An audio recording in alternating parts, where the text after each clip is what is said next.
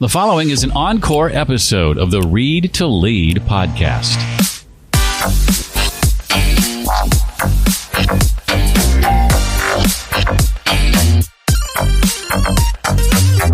Leadership is communicating people's worth and potential so clearly that they're inspired to see it in themselves. Hi, and welcome to this special episode, the special edition of the Read to Lead podcast. It's the podcast dedicated to your personal and professional growth. Hi there.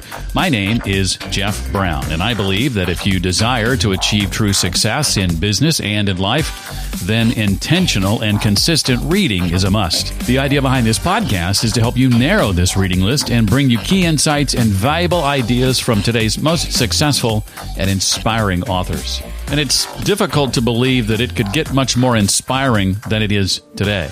That's because we're about to be joined by author Stephen M.R. Covey as we discuss the 30th anniversary edition out today of his father's classic book, The 7 Habits of Highly Effective People.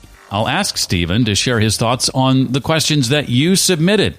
Questions centered around ideas from the book like begin with the end in mind, think win-win, being proactive versus reactive, and much more. It is humbling and thrilling to me that everyone associated with this project, the 30th anniversary edition of this book, would consider the Read to Lead podcast a must-stop for helping get the word out about this new edition.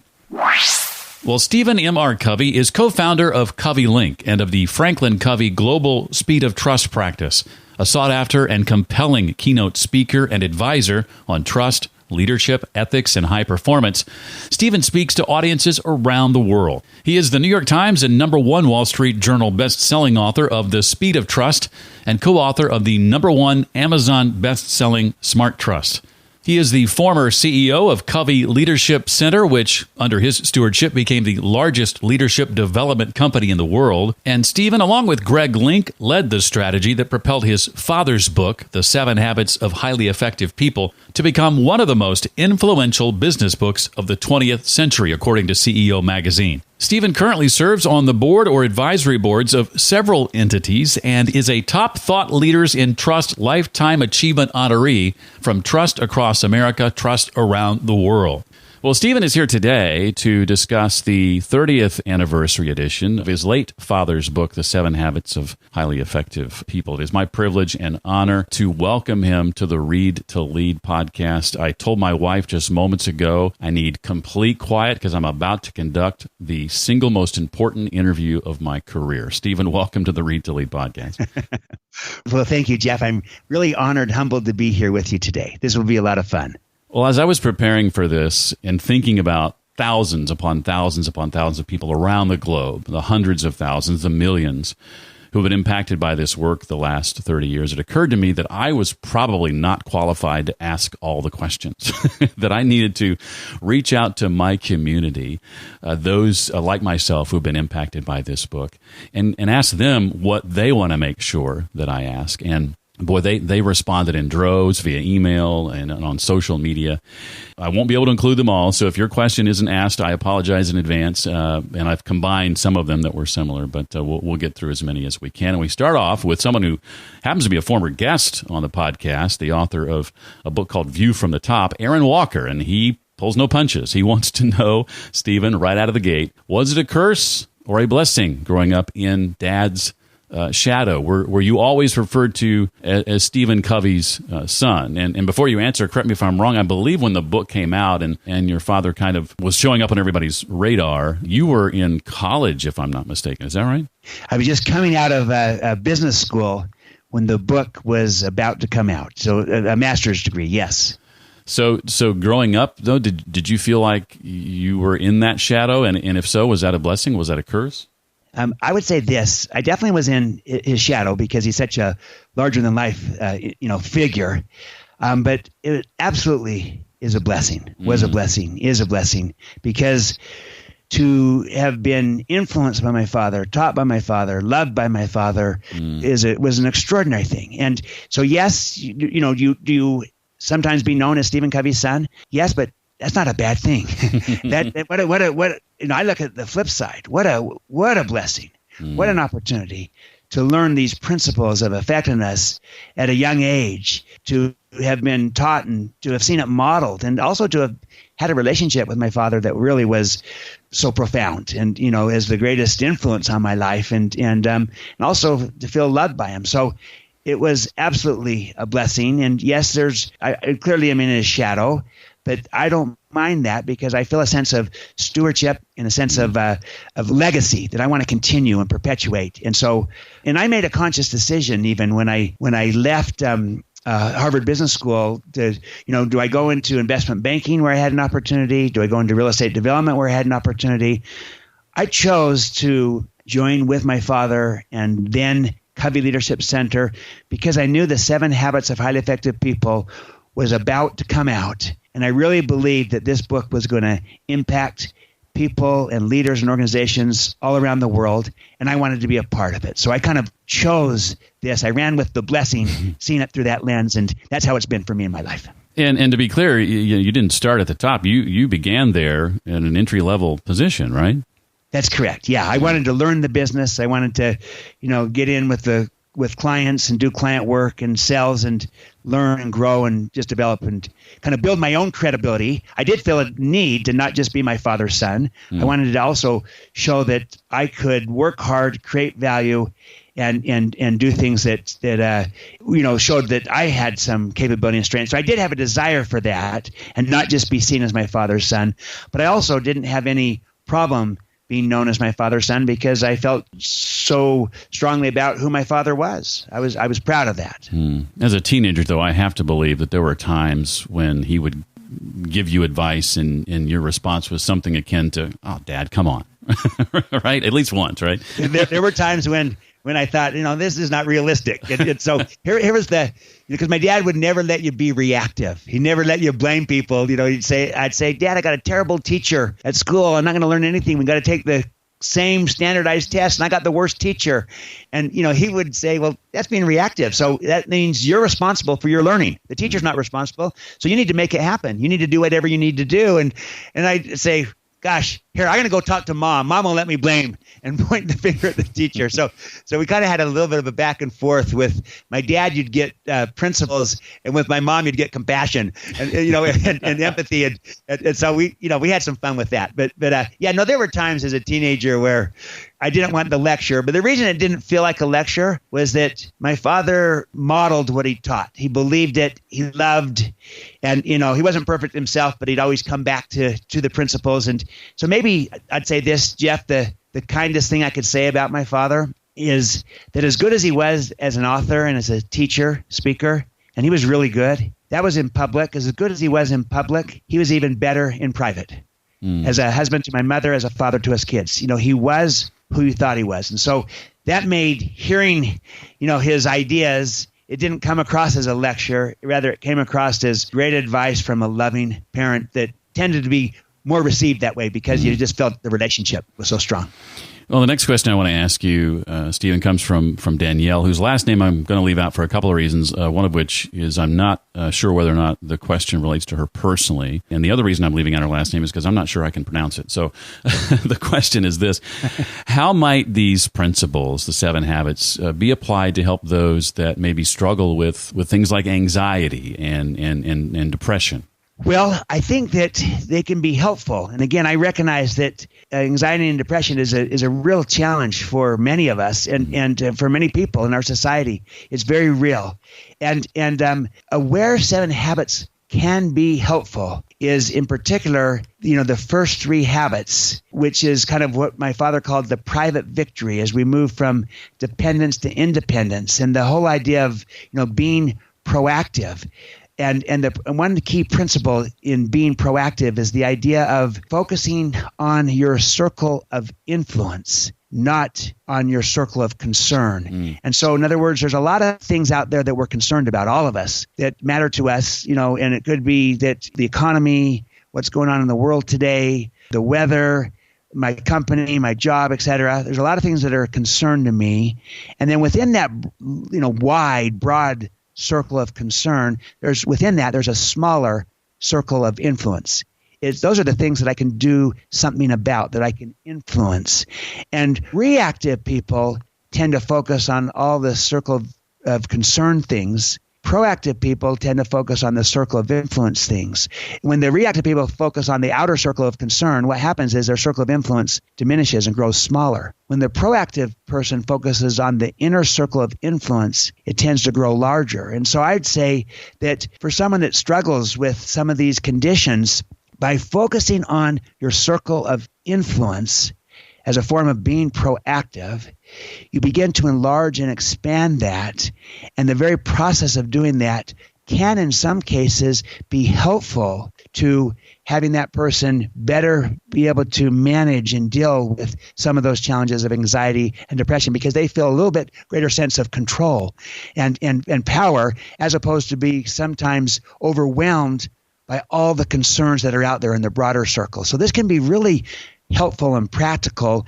And even the research from Martin Seligman, on happiness in someone's life, he looks at how genetics plays a role and the circumstances plays a role. But also what really plays a role is if you focus on the things that you can control. My father would call that the circle of influence, that will increase and impact your happiness as much as anything. And so we focus on that, and that can help us in the process of managing anxiety and depression. Again, I'm not saying it's a cure-all. I am saying it can be helpful in that process of better navigating that if we feel like I'm focusing on what I can control, what I can influence, as opposed to being overwhelmed by everything around me. A couple of listeners to the show, Stephen, Trey Stafford and Peter Dongan, asked a variation of the same question, dealing with the fact that the habits seem to be completely absent from today's political landscape, at least in Terry's words. Have you thought about how to revive your dad's framework, maybe, for example, getting it into the hands of our local and federal governments? And if so, how can we help in that quest?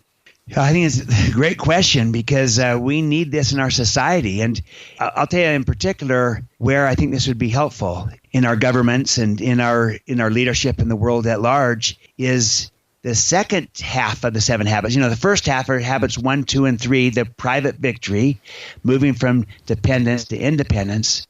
The second half is habits 4, 5, and 6, what he called the public victory. And that's moving from independence to interdependence. And that's what's so often lacking, where, we're so divided, we're so polarized in our world, and really practicing habits 4, 5, and 6. Habits 4, think, win, win. Too often people think win, lose. And kind of if you win, then I lose. And that there's kind of a zero-sum game, a scarcity mentality. And we need an increasing abundance mentality. So, your listeners are right. We do need more of a win-win mentality, a mindset, an abundance mentality mindset, a growth mindset as opposed to a fixed mindset. That will help us.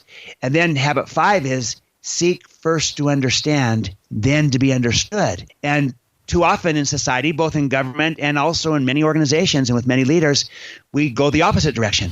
We want to be understood. We don't take the time to really listen, or when we do listen, we listen not with the intent to really understand, but rather with the intent to reply, to respond.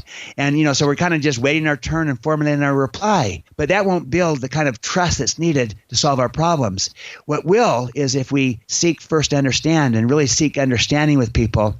And here's a great way of activating this framework in our current political landscape is this, that to understand another person doesn't mean that you necessarily agree with them.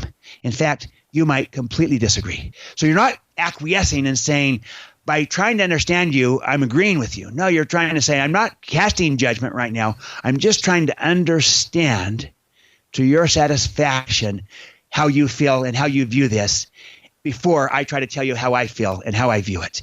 Because if you do that in that sequence, you'll have far more influence with each other. You'll build trust with each other. And maybe, just maybe, you might come up with a solution together.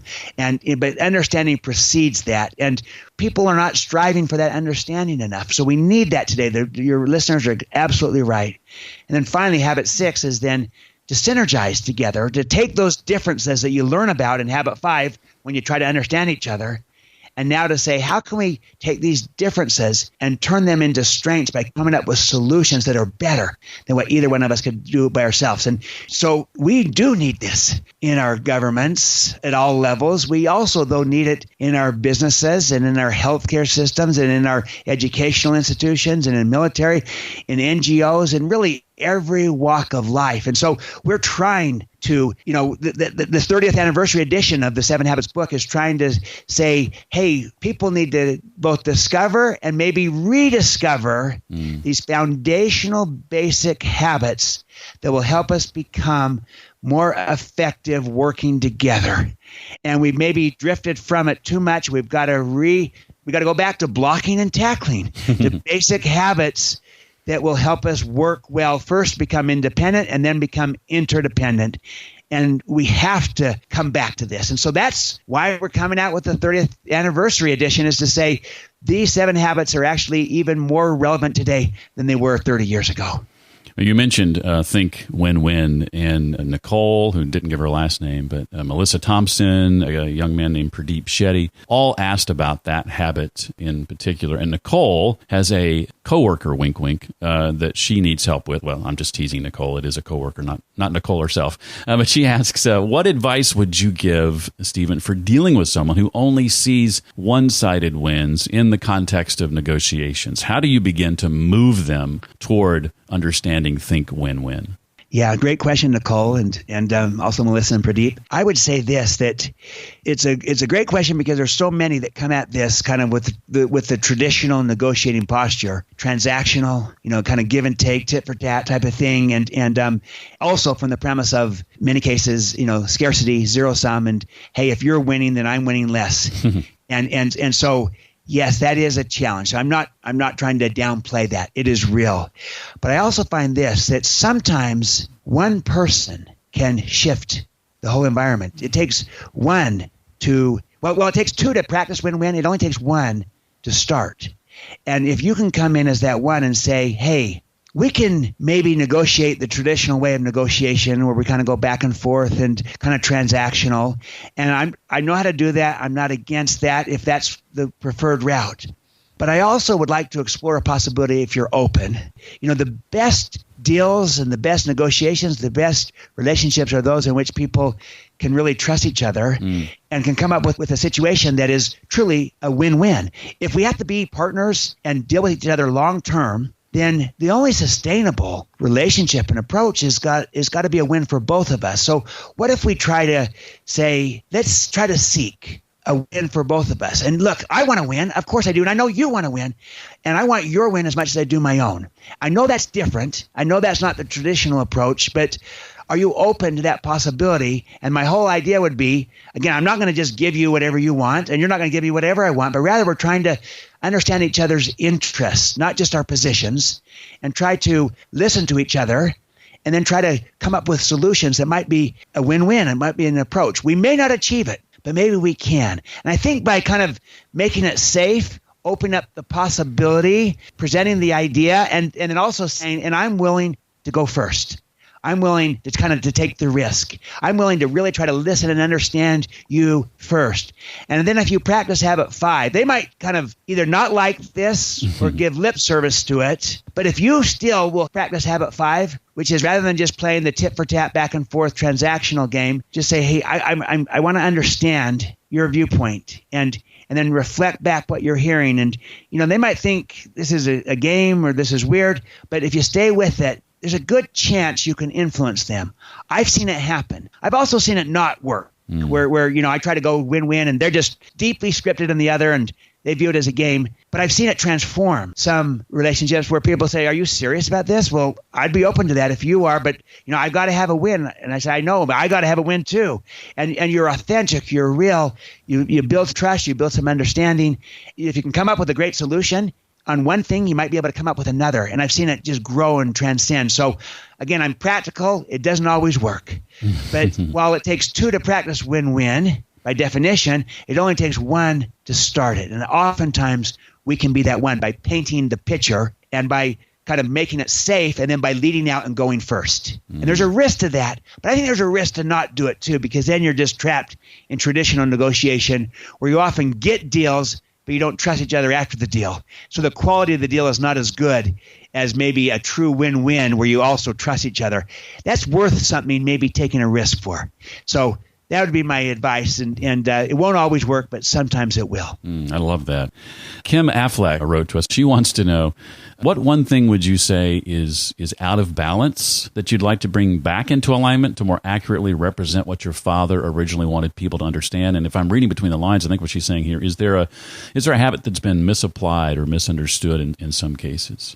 Yeah, I would say this, that sometimes habit one, be proactive, can be misunderstood, because it's become vernacular in our culture. And sometimes it can be seen as, proactive people are just kind of relentless and pushy, just make it happen, run over people in the process. And, because they're proactive and just never say no type of thing. And there's an element of that in habit one, be proactive, which is, you take initiative, you take responsibility.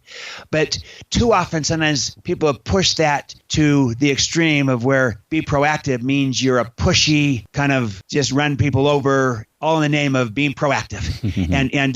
So it's all courage and all pushiness and no balancing of consideration and the needs of other people. When in fact, be proactive really means that we are responsible for our choices, and that in between what happens to us, the stimulus, and our response to that stimulus, there is a space where we can choose our response based upon our values as opposed to just reacting impulsively.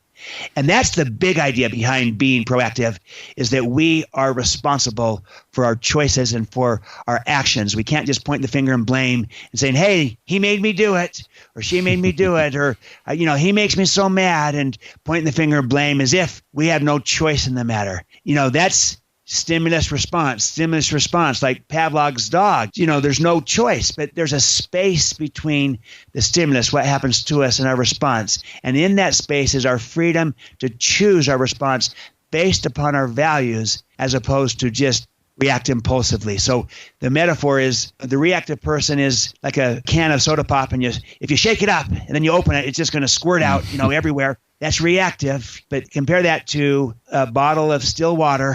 You shake that and you open that up, and it's not going to squirt out, because the metaphor is that they're proactive and they choose their response, and it's not just a reactive, impulsive thing. And so that'd be probably one thing to clarify that I think would be really important, versus kind of the proactive person that's just running people over in the process, all in the name of making it happen, being proactive. Right. Well, a lot of the questions I received, Stephen, ask about the habits as they might relate to our current crisis, our global pandemic. Casey Jaycox, Louise Harris, Sherry Griffin, Jillian Hollett, and Tanya Shelburne all ask questions along those lines. Louise put it this way: 30 years ago, the pace of change was picking up, but definitely was a lot slower than now. How do we begin with the end in mind when technology, society, and ways of working are changing so fast? She says, I know many business leaders I've talked to since the lockdowns have no idea how to even imagine the end. What would you say to that? Yeah, again, wonderful question, because it's so real. I would say this, that we can apply the principle of habit 2, begin with the end in mind, many levels. And the level that this question is about is saying, how do I apply this to our business and to my career and to what's happening in the world? And I agree that it's hard right now with so much change and disruption hitting us, and also the current kind of pandemic situation that we're in. It is hard to know what the end is and how to get there. And so in this sense, in the business sense, and how we're navigating this, it's hard to know exactly what that end looks like. I agree. So step back and kind of ratchet this up to a higher level of saying, okay, well, I can't predict the current environment very well right now. Maybe what I can do is predict more what I want for me in my life, in terms of what's most important to me, in terms of my life, in terms of my relationships, in terms of my family, in terms of my career at large. What do I value? What matters to me? And my father talked about the idea of you're at your 80th birthday celebration.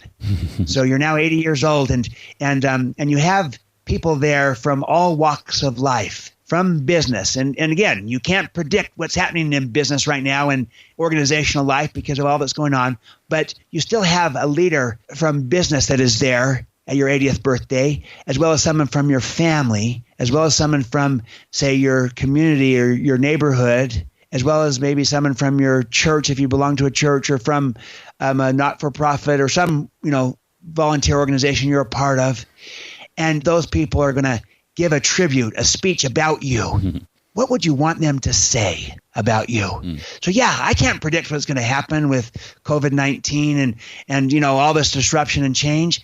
What I do care about, though, is in my professional work, what do I want to have been known for?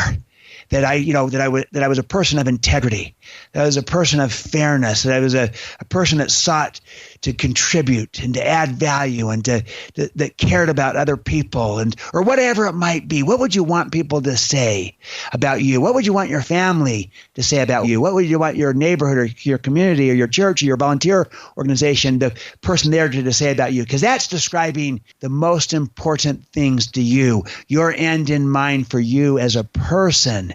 Or for your family as a family. And, so I would say, again, focus on what you can control. You can't control the environment, but you can try to control and predict the kind of person you become in any and all environments, even when there's all kinds of change and disruption happening. That's what you're striving for. So just ratchet it up to the end in mind that's most important to you. My father talked about create a personal mission statement for yourself, for your life.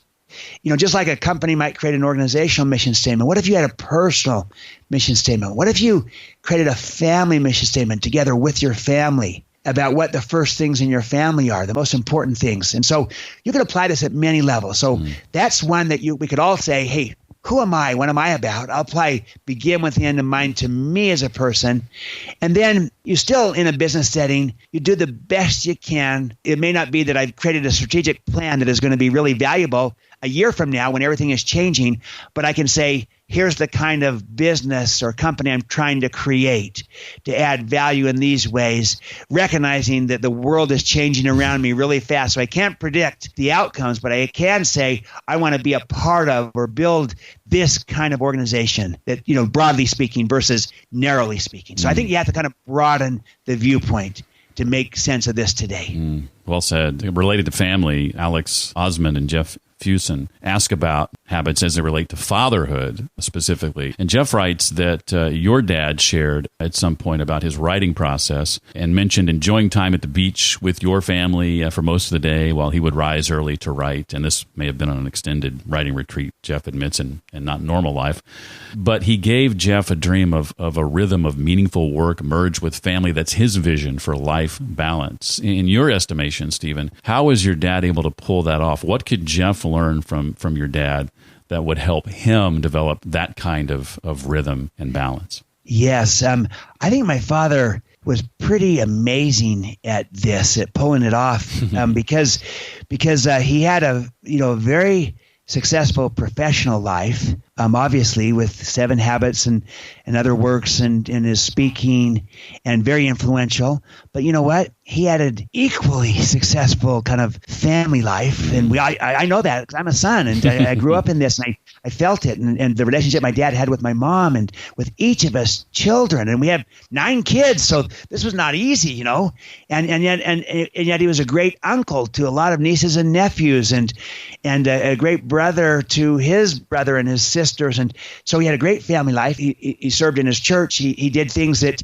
were important to him in volunteer ways, and he was a member of the community, and just, so he was able to balance it well. Now, was any of this easy? No. And he struggled and he tried, but he really was able to pull it off. And I think the reason he was able to was because he really tried hard to live these 7 habits. He wasn't perfect at it. In fact, he was asked one time, do you live the 7 habits? And he said, about 80% of the time. In other words, most of the time, but I fall short too, but I just get back on track. And so he did a good job of habit 7, which is sharpen the saw. The whole idea of, never be too busy sawing to take time to sharpen the saw. He would focus on sharpening the saw in all 4 dimensions: the physical, that's the body; the social emotional, that's the heart, that's relationships. The mental, intellectual, that's your mind, and that's, your talents and your skills and your expertise and the work that you do professionally. And then the spiritual, which is all about kind of contribution and meaning and purpose and value.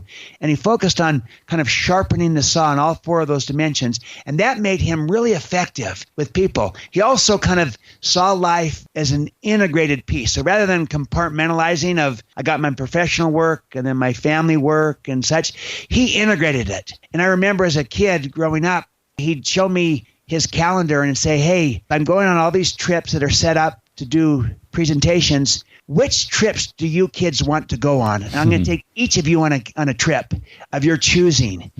And I remember choosing, I want to go to Orlando because I want to go to Disney World. And he had a speech in Orlando. And so he'd organize it and he'd give a speech, but then he stayed an extra day and we went to, Disney World together. And they did this with all 9 of us. And so he was doing his professional work and he was also doing his family work. And it's not perfect balance because balance is so hard to achieve. We're all out of balance. But he achieved harmony. There was integration. And I'll tell you what, my dad was gone a lot, and yet it didn't feel like it. And he put first things first. He always would schedule in advance the important family things. He was able to find that rhythm, but he had to work at it. It did not just happen. And there were seasons of imbalance where, when he had a book deadline and he'd just go really hard and you might not see him quite as much during that because that was a reality. So, he's a real person. He struggled like the rest of us, but he found a way to kind of integrate all areas of life so that rather than seeing life in compartments, he saw it as one indivisible whole and tried to find ways to create synergy among the different dimensions and aspects of his life, with his work, with his family, with his community and contributions. But it is a big challenge, and he struggled as well. But I think he found some good patterns that really helped him, and I think I've shared some of the ways. The integration is the main one. When I started the show around 6.5 years ago, it was important to me for people to understand that I want folks not just reading more books, but taking what they're learning and actually applying it and putting it into action. And Larry Bloomquist asks a question along those lines. He starts by admitting to sometimes spending more time reading and learning and less time taking action. How do you, Stephen, personally filter through all that's out there and focus on what's important for your impact and influence, and then act on what you've learned? Yes, I think this is a great question because we are overwhelmed with information. And again, this is a big part of what you're doing, Jeff, with Read to Lead, because there's a lot out there. But the real power of Read to Lead and of kind of taking in all that's out there is in the application of it, the implementation of it. And my father, this did not originate with him, but he would often use an expression, to know and not to do is not to know. In other words, so if we learn something, that's nice, but if we don't implement it, apply it, then we don't really know it and learn it. And so I think that maybe a good way to think about this is, and I try to do this myself, and again, I'm also overwhelmed sometimes with information and with a lot of knowledge. So I try to have some type of filter around the different roles in my life, my professional role, my family role, so that I achieve some level of harmony and balance of I'm not just trying to learn only professionally, but I'm trying to also learn how to be a better father and how to be a better husband. And, I'm trying to learn how to be a contributor in society and community, as well as my professional work. And that's kind of a lens through which I look at maybe a good harmony of learning in lots of different areas. And I'm sure, in the work that you do with Read to Lead, you're encouraging people to not just look at narrow learning in their technical field. That's important. Right. But sometimes having context and perspective and seeing how that fits in life, where to learn other people's fields and is also valuable. So I try to get a holistic sense. I know my father did. But then the second thing I think is I try to, whenever I finish a book, rather than just going on to the next book, I try to take a little bit of time and saying, what were the big ideas and the main points I got out of this book that the author wanted me to get out? And how might I implement and apply just one or two key ideas from this book so that I'm trying to put into action what I've learned. I'm trying to know and to do. and not just a no.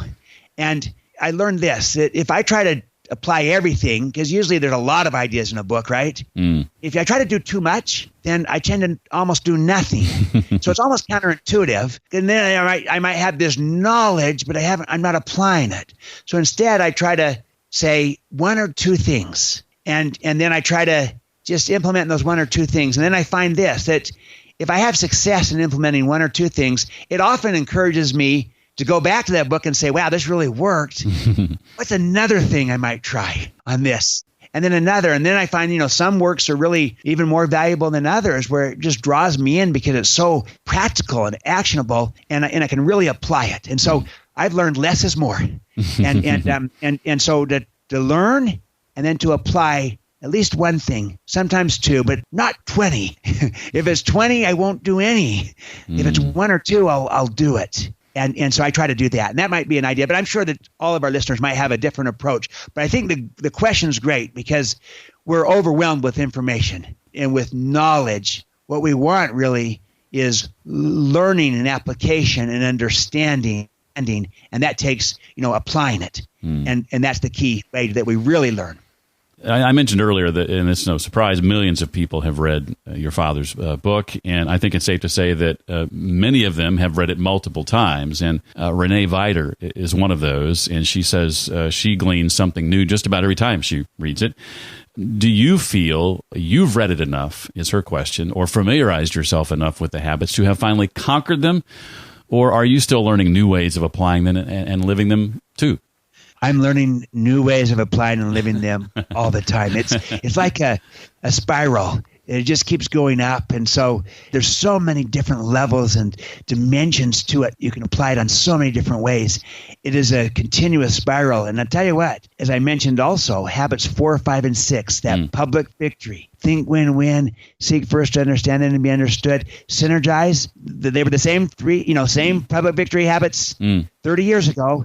And they're more relevant today in a world in which we are often doing very little of that. And we're not, synergizing. We're instead in conflict, and in, at best we get compromise and not synergy, where 1 + 1 = 3 or more. There's so many different levels and layers. And what I think our readers and listeners will love about this updated, 30th edition of the 7 Habits is that you get the original 7 Habits in its full form. But then after each chapter, my brother Sean, who has taken the 7 Habits and applied it to teenagers, he wrote 7 Habits of Highly Effective Teens, and also applied it to children, 7 Habits of Happy Kids. And he's also worked a lot with adults and with educators, with leaders in schools. He gives fresh insights at the end of each chapter of exactly what Renee is talking about. New insights, new ways of applying and implementing these principles that are fresh, that are relevant, that are tied to kind of the challenges we're facing today.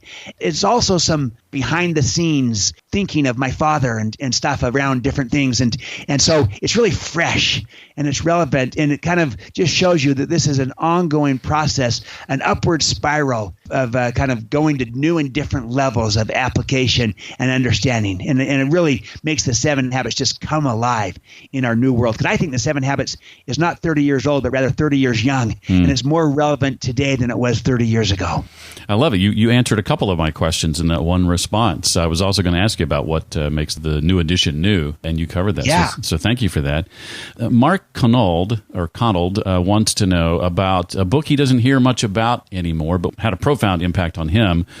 And that is a book called The 8th Habit, From Effectiveness to Greatness. Yes, it's a wonderful book. It's still out there. It still sells and does well. And, the 7 Habits was a holistic framework, and it was complete. And my father didn't feel a need to kind of alter or change it. But he did later come up with this book, The 8th Habit. And the 8th Habit was not saying, hey, I forgot a habit and I missed it on the 7 Habits, and so here it is. But rather, the 8th Habit was saying, take the 7 habits in their whole. They help a person move from dependence to independence to interdependence, and have that private victory and the public victory, and to renew yourself around it, which is habit 7, sharpen the saw. Now, what if you now move into a leadership dimension in your life? And the 8th habit was this: find your voice, which is what the 7 Habits does, and inspire others define theirs. It's now about saying, move into the role of leadership where you inspire others to find it in themselves and help others see it. And my father defined leadership this way. He said, leadership is communicating people's worth and potential so clearly that they're inspired to see it in themselves, that they come to see it in themselves. So you're so good at affirming people, at seeing their worth and potential, at communicating their worth and potential so clearly to them, they come to see it in themselves. And that was the idea behind the 8th habit is now you're moving into a leadership dimension and domain. Apart from just being effective, it's now moving towards greatness of inspiring others and helping people see the greatness inside of themselves. And so, that's a contribution that's kind of different in kind. So my father saw this as another dimension beyond the original 7 habits. It builds upon it and now takes it to a leadership dimension of helping people find their voice, and that you're a catalyst as a leader to help inspire that and to help bring it about. So it's a wonderful book that is still doing well out there. The 8th habit is like algebra. The 7 habits is basic math. So, it's foundational for all of us. Everyone needs it. And those that get good at basic math want to now go into algebra or calculus. But the 7 habits is for everyone. And this is kind of a deeper application. Like Mark, I love the 8th habit as well. I think it's a profound kind of follow on to the 7 habits. Well, I'll finish with this question. I'm a big fan of your book, The Speed of Trust, as well as your brother Sean's book, The 4 Disciplines of Execution. Mary Putman writes that she loves The Speed of Trust. She says, I'd love to know anything you've learned since writing it and how to achieve trust when so much business development is done virtually. So much of that is done online, especially now during the pandemic. What would you say to that? Right. Great question, Mary. And I would say this, that especially now during a time of pandemic, it actually puts an even greater premium on the importance of trust. Trust is the new currency of our world today. It makes our world go round. And it's the greatest currency that a person has, that a leader has, is the trust that people have in them. So it's always mattered, but never more so than during times of crisis, and never more so than in a virtual setting where you might not be as close and as proximate. And so people really are kind of saying, can I trust this person? And you want to build that trust. And so here's a couple of tips. In my book, The Speed of Trust, I try to do 2 things. First, I try to make a case that trust is the one thing that changes everything, that it truly is our new currency, and that if we get good at trust as a leader, we build trust in relationships, on teams and cultures, it will impact everything else that we're trying to do. We can do it better. We can do it faster. We can do it with less cost. We can innovate and create and engage people far better, build teams. So trust is the one thing that changes everything. That's kind of the why. And then I focus on the how, which is this, that trust, the second thing, trust is learnable. It is a skill and a competency. So here's a couple of key things that Mary and all of us can do. We can look in the mirror and start with ourselves. That's the first thing. Focus on your own credibility. Do I trust myself? Self-trust. Am I a person that others can trust? Would it be smart to trust me? Because I'm a person of character and of competence. So am I credible? My character, my competence. And I look in the mirror. I start with myself. Trustworthiness precedes trust. I've got to be trustworthy. I call that credibility. And that's the starting point. And the tendency for most of us is that we kind of look at everybody else and saying, as soon as he changes, or as soon as they change or improve, then I can trust them. And I'm saying, no, look in the mirror and say, what can I do to become more credible and build my own trustworthiness so that I can build trust with others? Then the second thing is now I want to interact and behave in ways that build trust. So I start by being trustworthy. I now interact with other people in ways that build the trust. Like, for example, I listen first to them, and I make and keep commitments to them, and I clarify expectations, and I talk straight versus, spinning or twisting or lying, and I create transparency. I'm open, I'm authentic, I'm real versus kind of having hidden agendas. I practice accountability. I own things, take responsibility versus finger pointing, blaming. All these are behaviors that build trust. And in The Speed of Trust, I named 13 behaviors of high trust leaders. And I've named 6 or 7 already. Talk straight, create transparency, clarify expectations, listen first, keep commitments. But I'll give you a key one. This is a third step. So I'm saying first, look in the mirror. Start with yourself, your credibility, your trustworthiness. Second, behave in ways that build trust. You behave your way out of trust and you behave your way back into trust. My father would often say, you can't talk yourself out of a problem that you behaved yourself into. We've got to behave our way out, and the same with trust. If we've lost people's trust, we can't talk our way out of it. The only way out is to behave our way out of it, and that will take some time. And so I identified the highest leverage behaviors to help leaders build trust. There's 13 of them. And the one I want to mention is my last point, my third point, is to extend trust. So not only do we as a person have to be trustworthy, we also need to be trusting, because when you give trust, people will receive it and they return it. When you withhold it, they tend to withhold it. And you could have 2 trustworthy people working together and yet no trust between them if neither person is willing to extend trust to the other.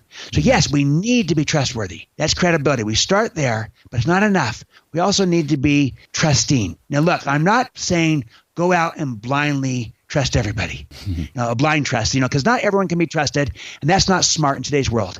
I'm saying be smart about it, use good judgment, and always have clear expectations and accountability around the trust. You kind of build an agreement together around, here's our expectations, here's accountability. But I'm challenging all of us to find the appropriate ways to smartly be able to extend more trust to each other, to trust people more, again, in smart ways, because that helps create it, and it helps inspire people and brings out the best in them. They rise to the occasion, they perform better. Now look, a few might abuse it, take advantage, but the vast majority will be inspired by it. So use good judgment, be smart, because you can't trust too much in a setting that will lose the whole firm, or you can't bet the farm and go too far, too much, too soon. We need not only more trustworthiness, we need more extension of trust. We need to be trusting leaders. And that's part of habits 4, 5, and 6. To build that kind of synergy, we have to be able to trust people and extend trust to them, bring out the best in them. And so those are 3 things you can do as a leader. First, look in the mirror, start with yourself, your own credibility. Second, behave in ways that build the trust so that you build it intentionally, deliberately. And third, get especially good at extending trust to other people in a smart way, because you'll see it come back to you. You'll build it. It'll become a virtuous upward spiral. Trust is contagious, just like distrust is. And we need more trust in our world, not less. So those are 3 practical steps that people can do to build trust as a leader. Well, what a treat this has been, and a highlight of the 6.5-year journey, certainly, of the Read to Lead podcast. Stephen M.R. Covey is the author of the New York Times and #1 Wall Street Journal bestselling Speed of Trust, and co-author of the #1 Amazon bestseller Smart Trust. His brother Sean wrote The 4 Disciplines of Execution, awesome book, and also added additional insights to the book that we spent much of our time talking about today, written by Stephen's late father, Stephen R. Covey. That book, of course, called The 7 Habits of Highly Effective People. Stephen M.R. Covey, thank you so much for your time today and sharing of it so generously on the Read to Lead podcast. It means a lot. Oh, absolutely. You are welcome, Jeff. Thank you for hosting me. I've loved being on this. Appreciated all these wonderful questions from our listeners. And I really admire you, Jeff, and the contribution you are making to leaders all over the world with Read to Lead and the work that you're doing, because that helps not only build trust, it helps people learn, improve, get better, lead. And we need more leadership as well as more trust in our world. You're a catalyst to help doing that. So thank you for this opportunity. Even if you've read the original, I encourage you to pick up this 30th anniversary edition. A lot of great additional insights that make it well worth the purchase. Think, too, about who you know that would benefit from reading this book for the first time. What an honor to be the person responsible for introducing them to this fantastic work. Find out more about it and my conversation with Stephen at readtolleadpodcast.com/319 for episode 319. And a big thank you to you if you were one of those who submitted one of the questions we included. Again, dozens of questions submitted, and I tried to include as many as I could and combine questions where possible. Hopefully you heard your name mentioned. And how cool was it that Stephen did such a good job of remembering those names himself and mentioning them again later in the conversation. I was very, very impressed with his ability to do that. And as always, if you have questions, comments, suggestions, or feedback from me in regard to the podcast, please send that to me directly, jeff@readtoleadpodcast.com. And if you're not already subscribed to the podcast, be sure to click the subscribe button inside the app you're listening to the podcast through right now. That way you get notified when future episodes are released, which is, by the way, every Tuesday morning. Next time, we'll be chatting with Sherry Deutschman. She's author of a book called Lunch with Lucy and founder of a company called Letter Logic, which she launched after cashing in her 401k and grew to a $40 million business. That's next time on the Read to Lead podcast. Well, that's it for this week. I look forward to seeing you next time. Until then, remember, leaders read and readers lead.